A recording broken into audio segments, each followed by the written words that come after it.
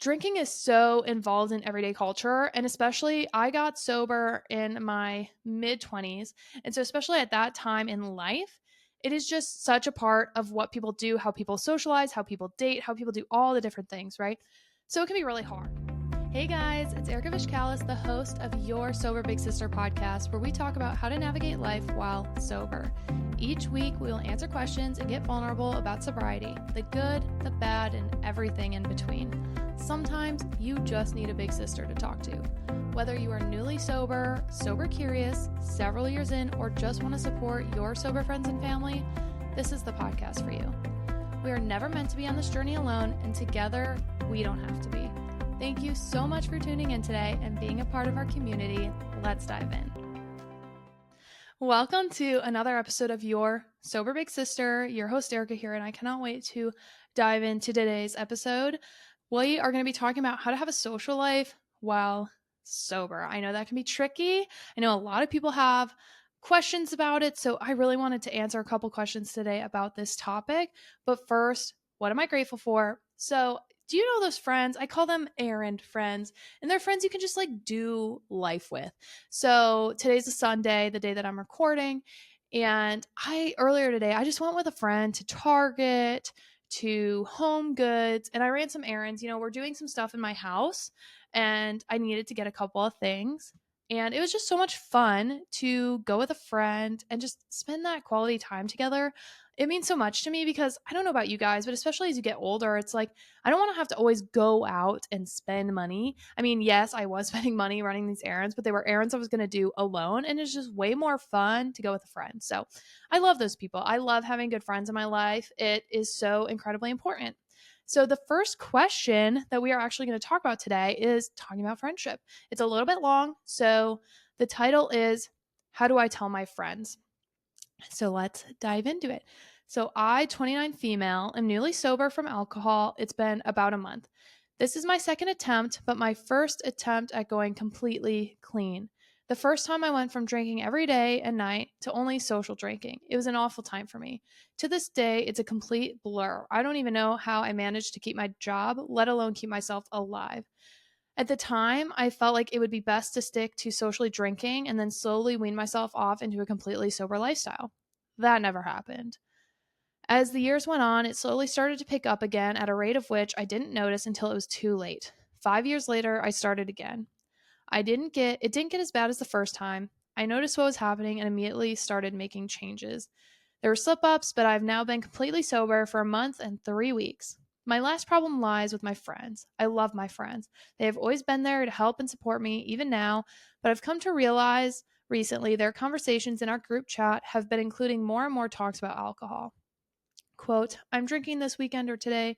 Guys, I got so drunk last night. Sorry, I'm drunk, etc. I even got a FaceTime call with them last week, and as soon as one answered, she had a drink in her hand, laughing, saying, Oh, my bad, not me here, just drinking.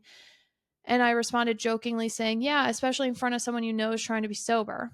She then states, It's just water, and the others back her up and say, Yeah, don't worry, it's just water, or something along those lines. If this were the only thing, I wouldn't have really cared about it, but the daily alcohol talk plus not even hearing an apology just left me speechless. I didn't respond. I don't want to paint them in a bad light. I know they're not meaning any harm. They have always supported me and still continue to do so. The constant talk of alcohol is making it hard on me to suppress my urges. So I was thinking of just leaving the group chat for a while, maybe send something along the lines of, Hey guys, I love you, but I think I need to take a break from the group chat for a while. Knowing that I have a serious problem, I'm trying to get myself together and stay sober this time around, and the constant and consistent talk of drinking is making it hard. The message itself would more than likely be longer than this, but this is just a gist of what I want to say. I don't want my friends to change their lifestyle or conversations if this is what they want to do, so I believe removing myself from the equation is the best thing to do at this moment. I don't want to come off as mean, rude, or seeming like I'm trying to dictate what they say or do. Part of me feels selfish and guilty, like I'm trying to abandon them. I just know stepping away is what's going to be what's best for me. Does anyone have any advice on what I should say, how I should go about this, or does anyone have their own personal stories dealing with something similar that may help them gain a bit more of courage to say something? Okay, so that was long, but basically, someone who has had an up and down relationship with alcohol is now, what did they say? A month and 3 weeks? Yep, a month and 3 weeks. So just shy of 2 months sober. And their friends are supportive, but are not necessarily being sensitive to the fact that they are now sober. So, first, I want to say every single person reacts to this differently. So, some people cannot be around alcohol when they are, especially newly sober. Other people are able to do so. So, I will just say this, that if you feel the need to take a step away, then take the step away. It has nothing to do with them. It is not personal. You have to do what is best for you, hands down. And a good friend would understand that. And if they don't understand it, if they are not supportive, then they are not that good of friends. And I would, just leave them in the dust, to be quite honest, because I personally had a lot of friendships change when I decided to go sober. And part of it is because I had such a culture around drinking, as we do, especially in the US where I'm from. But drinking is so involved in everyday culture. And especially, I got sober in my mid 20s. And so, especially at that time in life, it is just such a part of what people do, how people socialize, how people date, how people do all the different things, right? So, it can be really hard. And so I wasn't sober at the time, but when I stepped away from Greek life in college, it might sound crazy that I really did this like 180, but I ended up getting really involved in a Catholic church group there. Now, I'm not like a practicing Catholic at the moment. I have spiritual beliefs. That's for another episode. But it was really good for me. They were just really nice, kind people. And they had this thing called Friday Fireside Chats. And basically, it was different events every single Friday night, and they were a lot of fun, and the people were really nice. And I still have some of the best friends I've ever had there that I met there in this group. And I think the big thing, the reason I'm sharing this is because it took me out of the drinking scene, and it gave me a community of people where everything wasn't about drinking. Now, again, I wasn't sober at the time, but I just didn't really know what to do now that I wasn't partying with Greek life every weekend, right? Like in Greek life, it was so instilled in us to just what party's happening, what bar are we going to, et cetera, et cetera. And so it was really good for me to just get out of that habit and that mode. So with that, I would probably leave the group chat. And if you have the willpower, maybe you don't have to leave it. You can just mute it and not respond. But I do think that from what you're sharing, you really need to have distance between you and alcohol to make sure that you do not relapse. With that being said, I would take a step back and I would find new people to spend your time with. That doesn't mean that you can't be around your friends anymore. But like you said, you don't want to make them change their life. So, realistically, if you are going to be sober long term, and if that's your goal, and it's not just a short term thing, it's a long term, lifelong thing, then you are probably going to make new friends. Because if you're someone that cannot be around alcohol and you don't want them to change their life for you, then your values just aren't aligned anymore, and it's not going to be the most compatible friendship. And that doesn't make anyone a bad person, right? Like, we're not shaming them for drinking, we're not shaming you for needing to be sober, nothing along those lines. I know you said you feel selfish and guilty, like you're potentially abandoning them, but you're not abandoning them. If anything, if you continue to put yourself in a situation where you're going to be tempted to relapse and you're going to be tempted to get off of the sobriety track, you're abandoning yourself and your own needs if you keep showing up in the situation that kind of contributed to your alcohol problem in the first place. And that doesn't mean they're not responsible for the decisions you made. I'm not saying that, but what I am saying, it's kind of like if you go back into the lion's den and you're shocked to find a lion, like, what do you expect? You know what I mean? You need to create a new environment for yourself. So I would just say something similar to what you said. Don't blame anyone. I think especially when it may seem confrontational or some people may be offended by it, going along the lines of, hey, I've noticed that this is not good for me, and it's just really tempting me to get back into this lifestyle that I can't do. You guys saw how I was when I was drinking, and I'm feeling so good, so healthy, so proud of myself for being sober, and I want to make it a lifelong commitment or whatever, tailor it to your own words, but something along, like, put it all upon yourself. Whenever there's like a confrontation that needs to happen, always starting with what you need to do and why it needs to happen for you is really important, because at the end of the day, you cannot control, like you said, you can't control what other people do. You don't want to control what they're doing. You can only control yourself. So I would definitely step back. And again, that doesn't mean you can't ever talk to them, but just saying, hey, I need to get away from like the constant daily reminder of alcohol because it's not good for me. And then immersing yourself into different activities, different groups. I'm going to probably say this a lot this episode because it's really what you have to do when you are changing your life. You have to kind of fill in that void with new healthy habits, no matter what it is you're doing. Maybe you're on a fitness journey and you're wanting to make a change.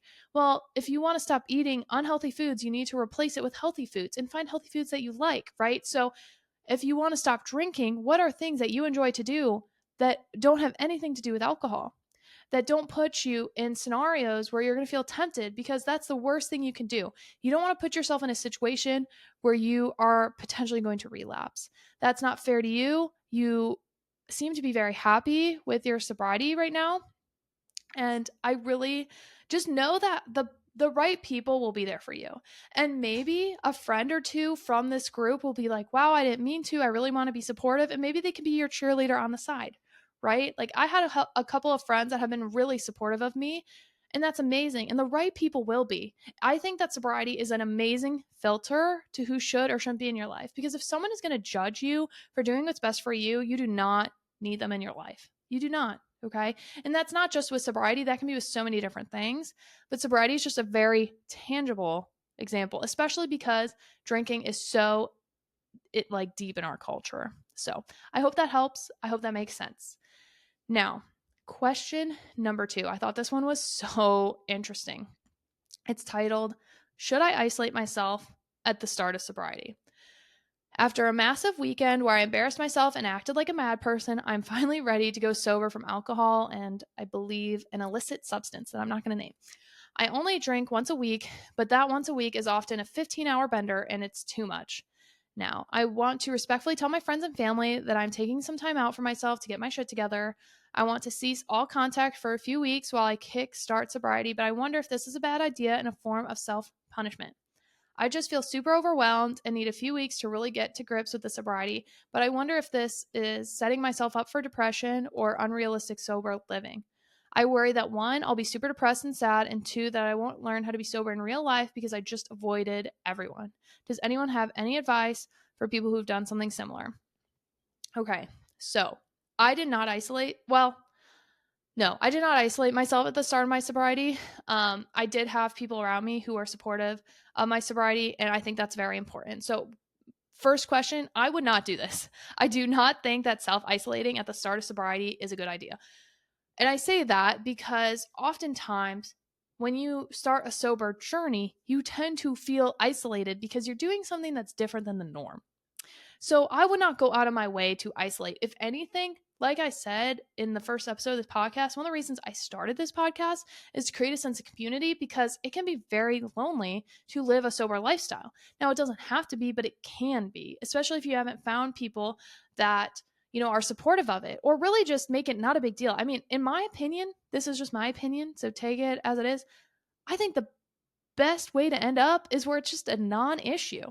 When the people in your life don't even freaking notice that you're sober or not drinking because it's just who you are as a person and they just don't equate like getting white girl wasted with you.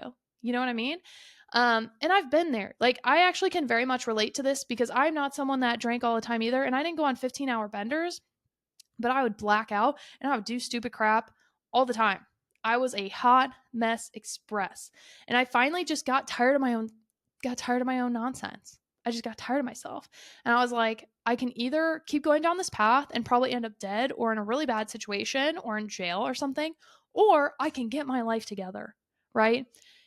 And so, like I said, for question 1, if you listen to question 1 of this podcast, when I was in college and I didn't stop drinking, but I just took myself out of the party scene, I had to replace that with a different community. So I do not I do not recommend isolating because isolation can often lead to very unhealthy thoughts. It can often lead to shame or to guilt or, like you said, to depression. It is also unrealistic because every single day you most likely will have to interact with people around you. So, if you think you may need to go to a treatment center or a rehab or an outpatient, that is totally different. I don't think that's isolating. I think that's just putting yourself in a controlled setting where you may be getting the help you need. And yes, it's different than everyday life, but it's not the same as like going and sitting in your apartment or in your house and locking the door and not coming out for 2 weeks. I don't think that's healthy personally. That's just my personal opinion. Okay. And you said, I want to learn how to be sober in real life, or I don't want to learn how to be sober because I just avoided everyone. Like, I need to learn how to integrate into everyday life. I'm messing up those words, but you guys know what I'm saying. And that's true. You will need to learn how to take your sobriety into a variety of different situations. So if you're going to self isolate at the beginning of your sobriety, that is setting yourself up for not a good time. And it is also very unrealistic. Now, again, I think there's a difference though between isolating yourself on purpose and making smart decisions that are going to set yourself up for success. So I'm not saying you should go to the bar on a Friday night with your friends and family or whomever, your drinking buddies. No, I'm not saying that. I'm not saying that at all. You don't want to put yourself back into the lion's den. You don't want to put yourself into situations where you're going to hurt yourself. But I also wouldn't be like, okay, well, if I can't go to the bar or I can't go to this party, well, then I'm just gonna sit at home and be by myself and be super depressed. No, you can find a new thing to do during the time that you normally drink, and there's a lot of it. Depending on where you live. I don't know what country or what city you live, or maybe you live in a rural area, but there always seems to be something to do. Maybe look at new hobbies, things that fulfill you. Maybe try a new sport, maybe try a new physical activity, maybe try a new, like I said, a new hobby. I'm a girl. I don't know if you're a guy or a girl. This kind of feels guy to me, but who knows? But maybe try something different. Try something that you've always wanted to do. What's that hobby that you've always wanted to try? Maybe you've always wanted to learn an instrument. Maybe you've always wanted to try an art. Maybe you've wanted to get involved in community service or in a local church or whatever, or a local gym. Maybe if you wanted to do fitness competitions, maybe you wanted to learn Krav Maga or learn how to meditate or learn how to sew or whatever, learn how to cook, learn how to bake. There are so many different things you can do. And I think every adult should have some sort of like club or activity that they are a part of because community is so incredibly important. And I think we saw that a lot in the pandemic, how people miss community. So I would not, long story short, please do not self isolate. I do not think that's a good idea. But again, there is a difference between like self isolating in your apartment by yourself to just like detox versus going, if you need to go to a treatment facility and remove yourself from your environment in that situation, I wouldn't consider that isolating personally. I think that is like a controlled rehabilitation solution. And I think that's a great idea if you think that's something you need. And also, I'm always going to say it. I do recommend 12-step programs. I've never been to AA. AA could be great, but also maybe look at Al-Anon, maybe look at ACOA, maybe look at, is it NA, like narcotics? I'm not sure, depending on what you're dealing with. But I would look at 12-step programs as well because that can help you to link up with other people who are wanting to live a sober lifestyle. And it just helps you feel not alone, in my experience. So I hope that helps. Now, question number 3. This one is also kind of long, so buckle up, my friends. So the title is, My Husband's Friends Miss His, quote, party energy because of my sobriety. So TLDR, I do not know what that means because I don't know what that means. I'm an alcoholic and my husband, let's call him Mike, has been supportive of my sobriety in solidarity. Mike independently decided to not drink around me, though in rare occasions when he does drink, his friends remark on how they missed, quote, party Mike, unquote, and say how good it was to see him being silly and enjoying himself. I know I shouldn't feel this, but those moments make me feel sad, lame, and guilty. How do I handle the FOMO of partners who drink and feeling like your sobriety inconveniences others? My story. Like many of us here, I'm an ACOA, which is an adult child of an alcoholic. Without going into the details, I had a hard upbringing in adulthood and had to grow up quickly being a parent to my parents. I prided myself in being above my parents' addiction, able to control it, knowing when to stop, until just like them, the lines got blurred for me too. Years ago, when I was diagnosed with lupus, my doctors told me I should ease off the alcohol because it causes inflammation and worsening of the condition. I tried to sack the sauce for periods of time, but found myself craving alcohol. Even though I knew drinking was terrible for inflammation and lupus, I craved wine so bad that I'd lie about the severity of my condition to justify going back to drinking, and my binges just became worse and worse. It became an all or nothing type of relationship with alcohol. Either I had bottles of wine to myself or no wine at all. And my husband, Mike, could see that this bad habit was taking root. He confronted me and gave me an ultimatum. I didn't want what happened with my parents to happen to me or my future children and agreed to clean up. I've been sober now for almost a year and looking forward to celebrating many more years. My husband is super supportive and doesn't drink around me ever. We've had a non-alcoholic household. Sorry, we have a non-alcoholic household. I've only come out to as an alcoholic to my closest friends and immediate family, but with people like colleagues or acquaintances, I just share that I don't drink because of lupus, which is only partially true, but I feel like I feel much less vulnerable explaining that than coming out as an alcoholic. Mike never drinks around me, but every once in a while he'll have a whiskey with his dad or a drink with friends as long as I'm not around. This has happened fewer times than I can count on one hand. He's honest about it, and I'm okay with him doing that. A couple weeks ago, he went to an outdoor concert with friends, had drinks, and got happy summer music festival drunk. I don't really know what that means. So he got this happy summer music festival drunk. He had an awesome time, and honestly, it was the happiest I'd seen him in a while. But I'm having the newfound challenge because many of his longtime friends remarked to me later that it was so good to see, quote, party Mike, unquote, at the festival and that they missed his energy. While I'm happy to see him happy, I also feel some guilt as if my sobriety is keeping him from having fun with his friends. I'd also be remiss not to mention that it gives me FOMO to see him so lively and silly and happy without me. How do I address these feelings? How do you guys come out, if at all, to colleagues and acquaintances? How do you deal with your not sober partners? Okay, so that was long, but essentially, the wife is an alcoholic. She is now sober. It sounds like about a year, and her husband has decided to not drink around her, but will have the occasional drink with friends. So he's not sober, but he has very much decreased his drinking, and she gets FOMO when he does drink and when people see that energy come back out. So how do I address these feelings? So first, I'm going to say I would think about what are the feelings you're having, and are they really about him or are they about yourself? Like, do you care that he's all this happy go lucky party Mike energy, or do you just miss the party energy within yourself? Do you miss that carefree feeling that you may have gotten when you were drinking? Because I can relate to that. I mean, I'm a pretty serious person. Like, I like to have fun, I like to laugh, but I definitely used alcohol as to help with like social anxiety. Not that I necessarily have social anxiety, but just like the general type that most people have. Like, it helped me to loosen up, of course, because it helps most people loosen up, right? But sometimes I was like, oh my gosh, I miss like just that happy, giggly, fun Erica, because when I wasn't a hot mess, I was a good time. You know, I was either like super fun and outgoing and energetic or just a freaking disaster. There was not much in between. So I understand what you mean by like, oh, I meant like I feel some FOMO and I kind of miss that energy myself. What do I do? So first, I would just address the feelings you're having with yourself. It's okay to have those feelings, especially you're only about a year into sobriety, so you're still kind of new to it. I mean, yes, you have about a year, but I feel like every year it does get easier because I'll be honest, like, yeah, I of course miss the happy go lucky Erica that I was back in the day, but I also want to know what I don't miss. I don't miss feeling like crap in the morning. I don't miss waking up hungover. I don't miss all the negative side effects I had from drinking, right? So I have to remind myself of that. And I have to know that every single day I'm getting more and more comfortable with myself and able to come out of my shell. So I hope that that starts to happen to you for you too, where you maybe don't need the alcohol to feel your most authentic self and to have fun and to let loose. Like, we don't need substances for that, but it's not necessarily easy, especially if you have like some sort of anxiety.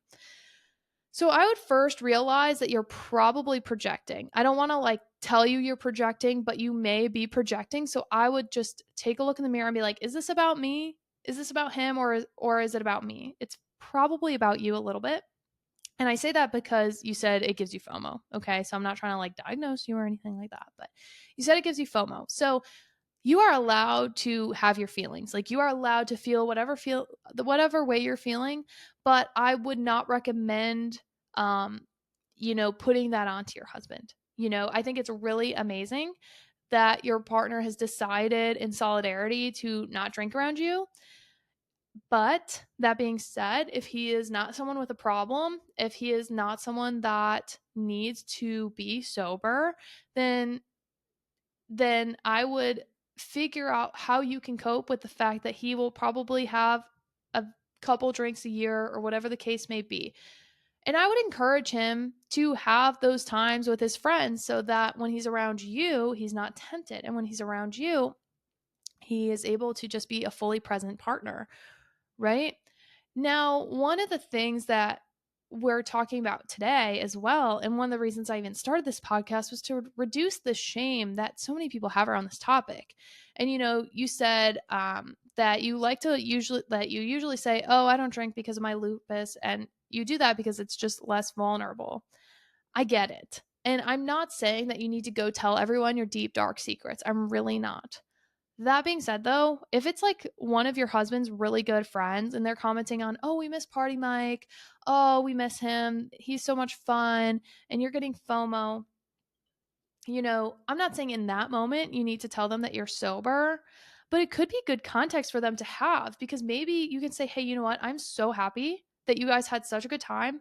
I'm going to be really honest with you. Yes, I don't drink because of my medical condition, but I also just realized I developed a really unhealthy relationship with it. And it's one of the reasons I don't drink anymore. It's one of the reasons Mike doesn't drink around me either, because he just really wants to support me. So I'm so grateful that you guys are having such amazing time.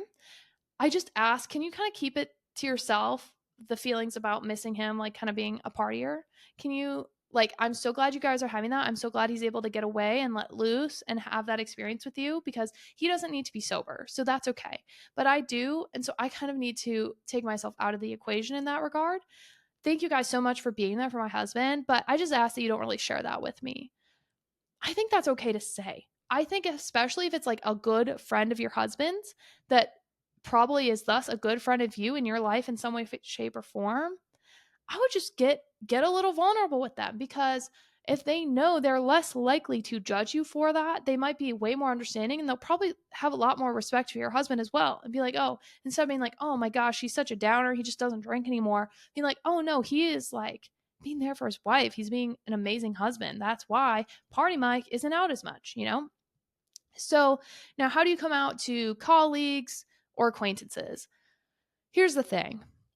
That is really individual. It really depends on your own comfort level. And again, there's a lot of shame and stigma around sobriety. And one of my goals with the podcast is to help reduce that, because it's no one's business why you're sober, first of all. So you don't need to tell anyone anything that you aren't comfortable telling them. You do not need to give anyone an explanation or a reason for why you're sober. That is one of my biggest pet peeves. One of my biggest pet peeves. Now, if you're in a work setting, I typically keep it extremely PC. And I will say something along the lines of, like, honestly, I just don't drink. And I leave it at that. No explanation.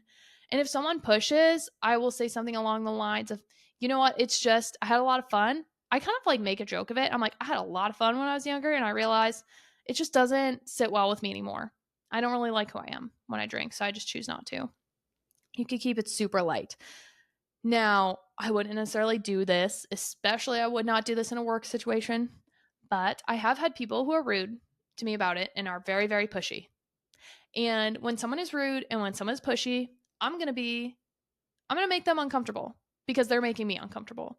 And maybe that's not like the best, maybe that's not the best tactic, but I just cannot stand how many people think that you owe them an explanation for why you're not drinking. It is just so bizarre to me. Like, I don't owe you crap. You know what I mean? Like, you do not get to know my story. You have no right.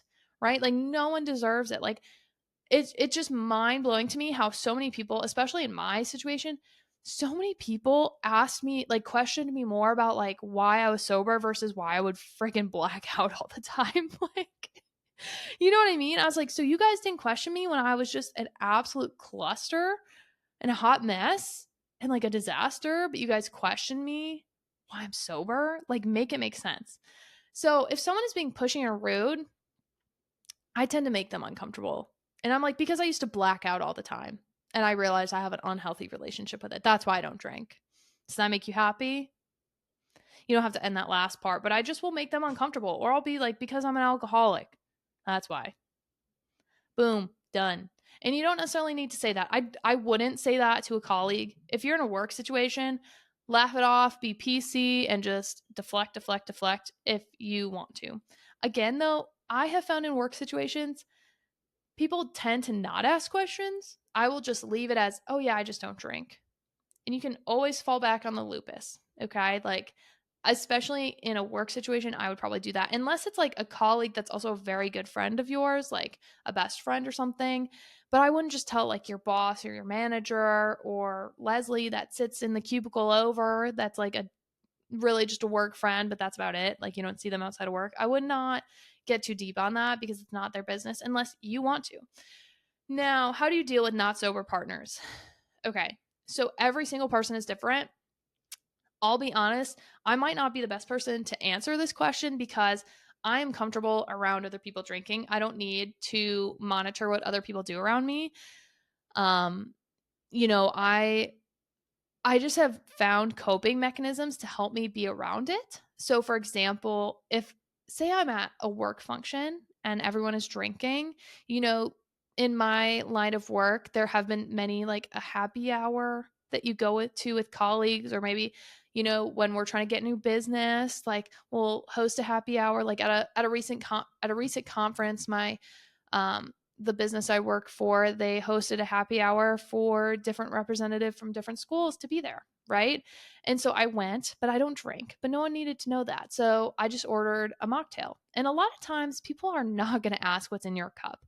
One of my favorites is going to be soda water with a lime. It looks like a drink. People don't question it, but it's not. And I love it and it's tasty. So I'd find like a drink or two that you really enjoy that are non alcoholic for if you're in social situations. And I like that because it makes you feel included. One, two, I mean, it sounds so dumb, but just having something to hold when everyone else has a drink in their hand, having a drink in your hand, it again, it makes you feel included and it helps to reduce the shame. It helps to reduce the like isolation factor. It helps to reduce the, oh, I'm different feeling, right? Um, and if you have a partner that's being unsupportive, which it doesn't sound like it's the case here, you know, you said multiple times like how supportive your partner is and how great they are. So that's amazing. But if they're not supportive and they're not sober, I would potentially reevaluate that situation. But if they're not sober, but they're super supportive of you, honestly, I would give them the time to go have fun with their friends. Like if Mike or whatever his name is, you said let's use the name Mike. If Mike is choosing to not drink at all around you, but he still wants to have drinks sometimes, I would encourage him to go do things with his friends, have a guys' night every month, you know, go hang out with his dad every week, like whatever the case may be, so that he's kind of like filling up his cup and he doesn't feel a need to do it around you. And I would maybe ask him to not share with you when he's been drinking, you know, like that's none of your business if he has been, as long as you have like a mutual understanding that it's okay. And I'll be honest, this might be an unpopular opinion. I might be starting some controversy here, but it's not like it's amazing that he is supportive of you, but he does not need to change his drinking habits if he doesn't have a problem, right? So that's why I think it's really important to allow him his own outlet so that he can live the life that he wants to. And I think it's amazing that he's not drinking in solidarity, right? But I would say that giving them time to do their thing is very important, and also removing yourself from the situations that are going to cause temptation for you I think is really important. So my fiance doesn't drink much. You know, he jokes that he's allergic to drinking because he has a very low tolerance, so he will get drunk very quickly. And, you know, it just doesn't bother me that much. Like, but we don't go to parties, we don't go to bars really. So it's more like a couple beers after work on a Friday night, like whatever. Um, and when we did go to bars, like we would find things to do. Like we would play a game of pool, play darts, whatever, you know, whatever the case may be. And I would just say that it's kind of hard. Like every single person has their own coping mechanism. And I'm not telling you to dump your husband. I think you said it was your husband. I'm not telling you to dump your husband.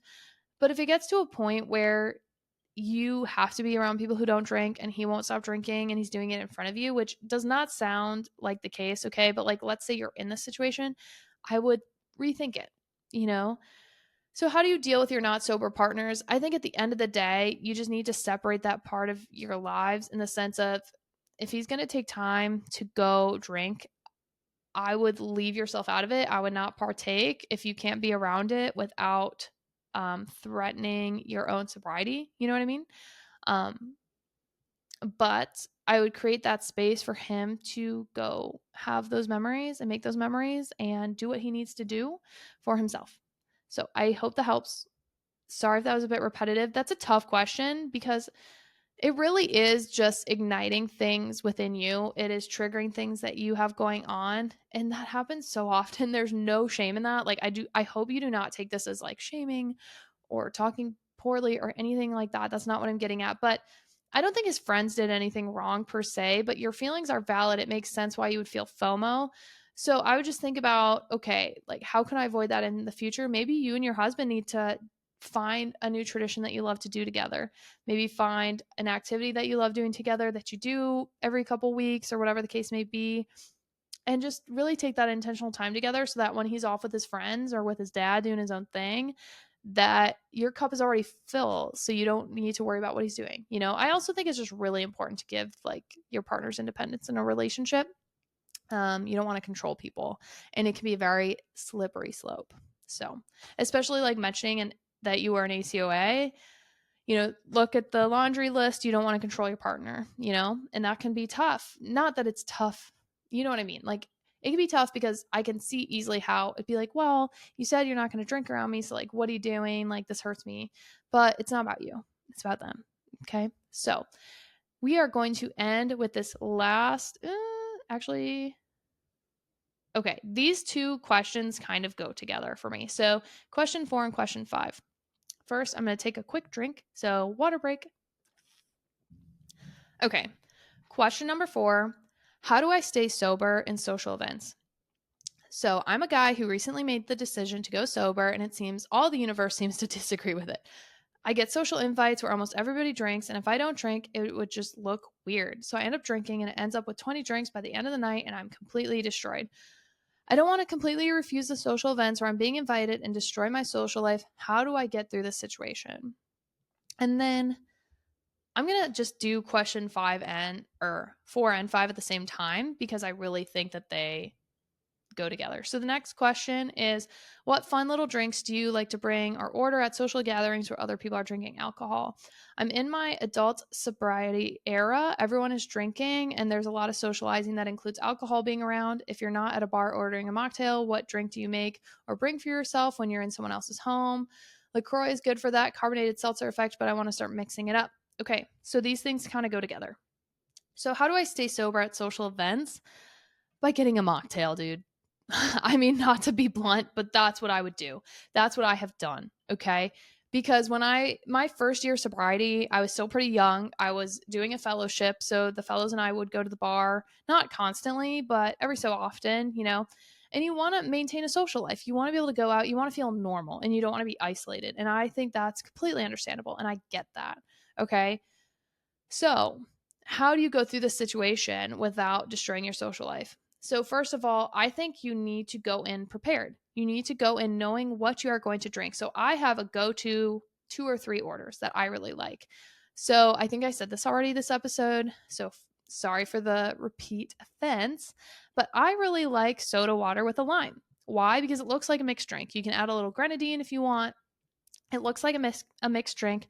People are going to think you're just having like a vodka and tonic or whatever. Like, no one's going to know, right? No one is going to know what you're drinking. If you get some sort of mixed drink or a mocktail, you can always order a pop or a soda, whatever.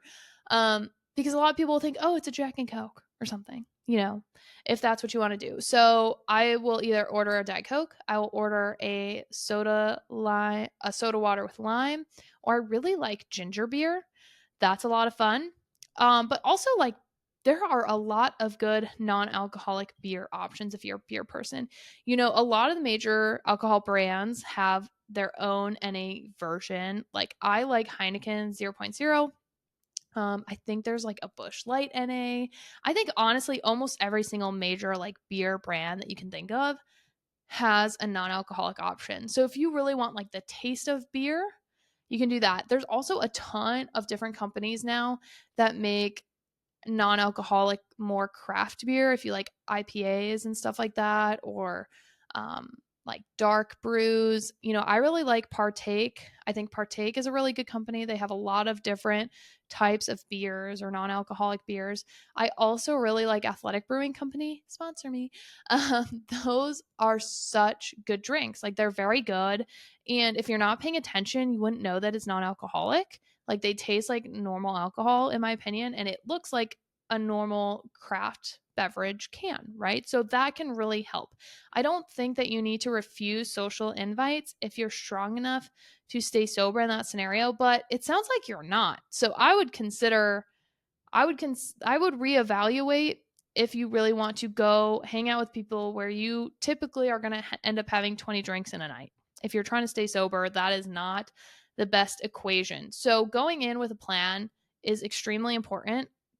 I think also knowing your boundaries, knowing like, is there certain things that trigger me? Like maybe I know, oh, my resolve really goes down after 11 p.m. So by 11 p.m., I'm going to go home.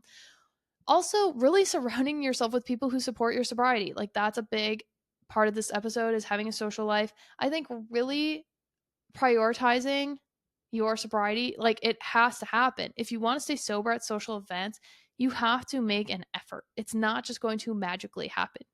You have to figure out, how can I enjoy my life still while being sober? And there's so many things to do. There's so many different activities you can do. And honestly, I can still go to the bar and have fun with friends. Like I will play pool. I will play darts. I'll play my favorite music on the like jukebox or whatever. Like there are so many things you can do. I personally love pool. I love pool. So I like to play pool if I'm at a bar.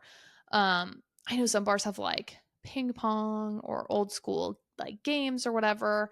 So I would just like find something to do while you're there. And you know what? I've also played drinking games just with NA beer and no one cares. Literally no one cares. I think for me, the biggest thing is actually having a physical drink in hand. So, like I said, what are fun little drinks you order? So, like I said, I love a soda water and lime with a little grenadine or without. I really like ginger beer, and I really like Partake Athletic Brewing Company. Oh my gosh, I'm forgetting. There's this one I love. I cannot pronounce it. It's German and it's like a grapefruit. I love it. I used to really like sours. So, it's not a sour, but it's pretty close cuz grapefruit can be kind of bitter. I love that one. But honestly, go like tell the bartender that you want a mocktail. Ask them what they like to make. Like you can do virgin margaritas. Like there are so many things you can get a Shirley Temple. You know, there are so many different fun mocktails. I remember I went to a concert last fall and it was in a bar and I just asked the bartender, I'm like, what kind of mocktails do you make? And he was like, oh, I can make you this. And I was like, perfect, do it. Thanks. And fun fact, a lot of times, a lot of bartenders will like not charge you or charge you hardly anything when you get a mocktail, especially if you get a soda water with lime. They're not going to charge you for that shit. I mean, sometimes, but rarely. I've noticed if it's a dude, I'm not getting charged. If it's a woman, I'm probably getting charged. But regardless, it's still like $2 or whatever. So I use that as motivation. I'm saving so much money. My fiance is like, "Oh, you're such a cheap date," because I do not drink. So I hope this helps. I would just look up. Oh, here's another fun thing. What drinks do you order? Ask your pregnant friends. If you have any friends in your life that have been pregnant, those moms, they know. They look up those fun little mocktails. And there are so many resources now on Pinterest, on Instagram. I'm not going to be becoming like a mocktail account, so don't plan on it for me, but there's a lot of them out there that come up with amazing ideas. So I would look at that. And I hope this helps you guys. Thank you so much for tuning in today. And don't forget, if you want your own question answered, then submit it in the form below. I am having so much fun doing this with you guys. And just know that you do not have to be alone in this journey. Sobriety, you can have such a full life and a beautiful life while sober. And just know that just because you're sober doesn't mean that you need to completely overhaul your life. You may have to, but you can still enjoy the things that you always enjoyed potentially if they're healthy. Okay. So I'm here with you guys. You're not alone on this journey. Thank you so much for tuning in, and I will see you guys next week. Bye. Thank you guys so much for listening to this show. If you want your question answered, check out the show notes for our submission form. Come say hi on Instagram or YouTube at Your Sober Big Sis and tell me what your favorite part of this episode was. Don't forget to rate, review, and subscribe on Apple Podcasts, Spotify, and YouTube so that you never miss an episode. If you love this episode, share it with someone who you think would love it too. Thank you so much for being a part of our community. I will see you next week. And don't forget, you are never alone. Bye.